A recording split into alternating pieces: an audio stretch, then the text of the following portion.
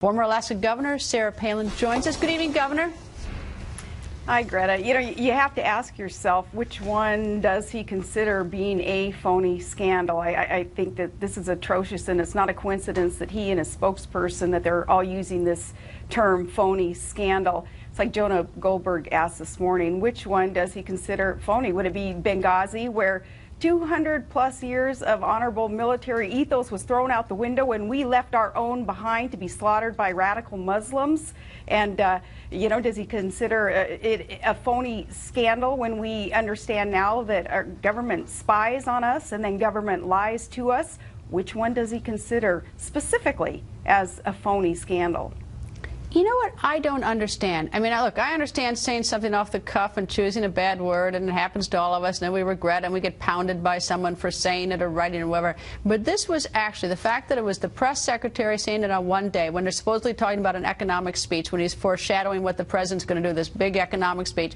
And then the president does the same thing. And so it's obviously calculated. They got it together. But they must know that there are a lot of Americans who feel targeted by the IRS, or you've got Brian Terry's mother or Sean Smith's mother. Is why would they think that was okay or smart to do?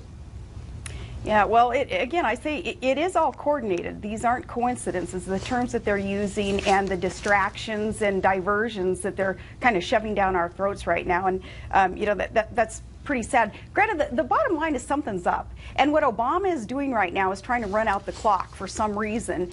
And they're orchestrating chaos. But as they're running out the clock, it's like the stall play in a basketball game. They're hogging the ball, and it's unproductive, and it's cowardly, and nothing good is going to come from this. And what happens during a stall play is the crowd, they get up and leave. Even hardcore fans are saying, nah, you know, this is cowardly and it's unproductive, I'm out of here. The only fans that aren't going to bail on this stall play that we're all observing is still the media, the mainstream media. They're going to stick with this because they're part of the problem. And it's going to be to the detriment of the profession of journalism, and it will be to the detriment of a free America as we know it. And we saw what happened back in 2008, I believe that's when it started, when the media decided to just go along to get along with Obama, ingratiating themselves with him and vice versa. What we saw was these attempts to destroy the whistleblowers, those who were telling the truth even in the campaign, those who were bringing up the name Jeremiah Wright and the racist church that he leads, that Obama was a member of for over 20 years. Though I was, during the campaign, running for VP, I was banned from talking about Jeremiah Wright, and Obama's friend Bill Ayers, who is the character that he befriended and kicked off his political campaign in the guy's living room, couldn't talk about that, couldn't talk about Obama's lack of knowledge and job experience and the things that he said, like America had 57 states, things like that in the campaign.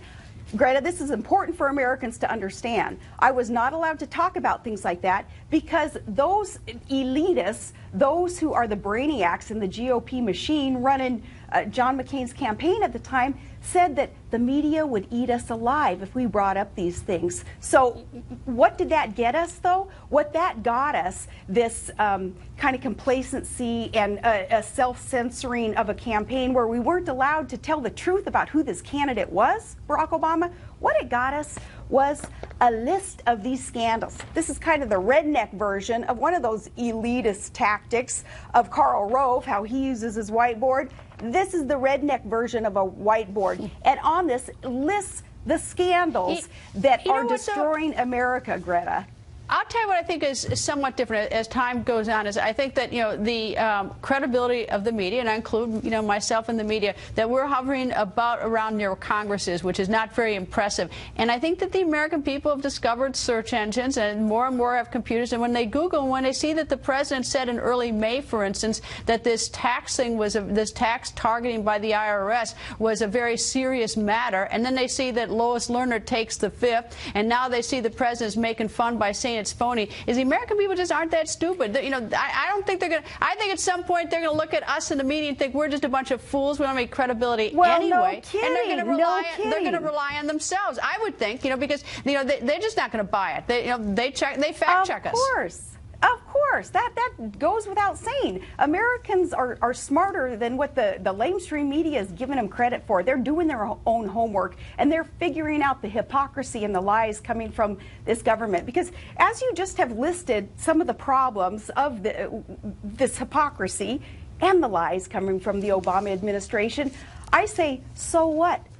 What's going to happen? What are the ramifications of this corrupt and overburdensome government of Obama's? Nothing is going to happen, because the referee in all of this is supposed to be cornerstone of democracy, our media, and they won't do their job. They're lapdogs for Barack Obama. And very unfortunate, very, very dangerous, but the American people, full of hope, full of knowledge, full of patriotism and good intent, we are the ones doing the job that the media should be doing. For shame that the media is going to continue what they're doing. Governor, thank you. And I'm giving you the last word on the media, of which I'm part of. Governor, thank you very much for joining us. Thank you.